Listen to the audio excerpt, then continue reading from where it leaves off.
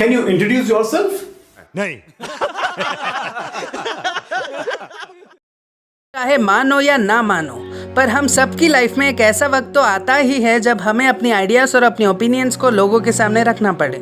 और जैसे कि मैंने अपने कम्युनिकेशन स्किल्स के वीडियो में कहा था कि कैसे आप एक अच्छा सोसाइटी बिल्ड करने के लिए कम्युनिकेशन स्किल्स की मदद ले सकते हैं, और इससे मुझे कोटेशन याद आती है मिस्टर पीटर ड्रकर की, the most important thing in communication is hearing what is not said, जिसका मतलब ये है कि कम्युनिकेशन में इम्पोर्टेंट ये नहीं कि आप बोल क्या रहे हो, इसका इम्पोर्टेंस ये है कि आप सामने वाले पर अपनी क्या छाप छोड़ रहे हो, यानी उसके मन में क्या मैसेज डाल रहे हो। और इससे आप दोनों की आइडियोलॉजीज मिलेंगी और इससे एक बेटर आइडियोलॉजी बनेगी, जिससे आप इंडिविजुअल इंटरेस्ट से ग्रुप इंटरेस्ट में बदल जाओगे, जिससे आपके बीच मिसअंडरस्टैंडिंग तो कम होगी ही, बट ऑल्सो दोनों में एक इकोसिस्टम भी बनेगा, जिससे आप एक अच्छे सिंक्रोनिज्म में काम कर पाओगे।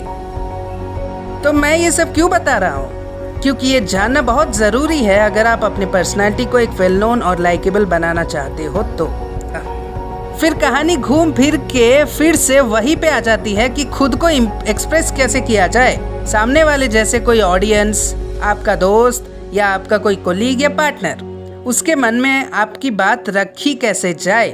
और यहीं पे हमें ज़रूरत पड़ती है कम्युनिकेशन स्किल्स की, जिसका मतलब है अपनी बात को सामने रख पाना और सामने वाले की बात सुनना और समझ पाना। और यही आती है प्रेजेंटेशन स्किल्स कि कैसे आप खुद को प्रेजेंट करोगे, जिससे आप अपनी बात को एक बहुत ही इफेक्टिव और बेस्ट वे में लोगों को कन्वे कर सको। एक तरह से हम ऐसा भी कह सकते हैं कि आपकी प्रेजेंटेशन स्किल्स ही ये बताती है कि आपकी कम्युनिकेशन स्किल्स कितनी अच्छी है और कितनी अच्छी नहीं है। तो बात कर लेते हैं कि ये ज़रूरी क्यों है, वाई। तो सबसे पहले कि आपके इंग्लिश स्पीकिंग स्किल्स को इम्प्रूव करने के लिए, आपके सेल्फ कॉन्फिडेंस को इम्प्रूव करने के लिए और आपका कम्युनिकेशन को बढ़ाने के लिए।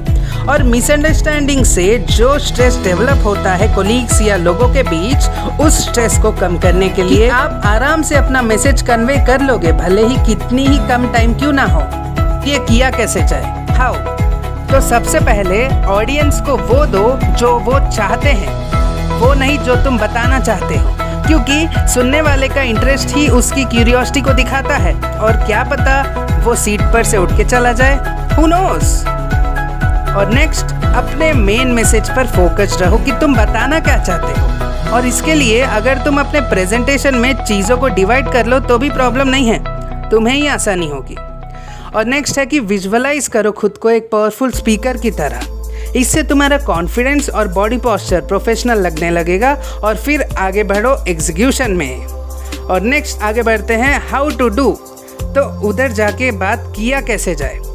सबसे पहले स्टार्ट विथ समथिंग अनकन्वेंशनल, यानी कुछ भी ऐसा करो जो ऑडियंस तुमसे एक्सपेक्ट ना करे, जैसे कोई जोक सुनाना या फिर कोई स्टोरी बोलना। इन शॉर्ट उनका अटेंशन पाने की कोशिश करो, और जैसे ही उनका अटेंशन तुम पा लोगे, अब तुम्हारा एक्सप्लेनेशन स्टार्ट करने का वक्त आ चुका है। और याद रखो कि स्लाइड्स को देखना नहीं है, स्लाइड्स को तभी देखो जब ज़रूरी हो, जैसे कोई डायग्राम एक्सप्लेनेशन या कोई circuit explanation and all. Next point है कि यूज़ देयर इमेजिनेशन। उनको ऐसी चीज़ें बताओ अपनी पीपीटी से रिलेटेड जिससे वो लोग खुद भी ख्याल पुलाव बनाने लगे। इससे आप एक मेमोरेबल एक्सप्लेनर बन सकते हैं। नेक्स्ट है कि अपनी वॉइस को हाई रखो ताकि सब सुन पाए, एकदम चिल्लाने मत लग जाना। पॉइंट्स में आपके लिए ये 5 पॉइंट्स है जो आपको बहुत मदद करेंगी प्रेजेंटेशन स्किल्स में इंप्रूव करने के लिए। तो सबसे पहले ऑफिशियल कपड़े पहनो।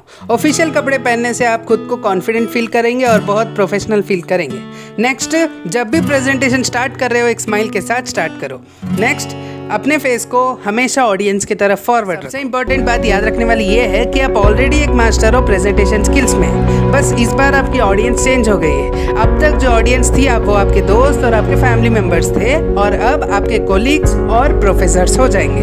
तो डरने की कोई बात नहीं है। लाइक करो, शेयर करो, सब्सक्राइब करो इस चैनल को और देखते ही रहो स्किल बीइंग्स। चलिए एक स्किलफुल नेशन बनाएं। Have a great day.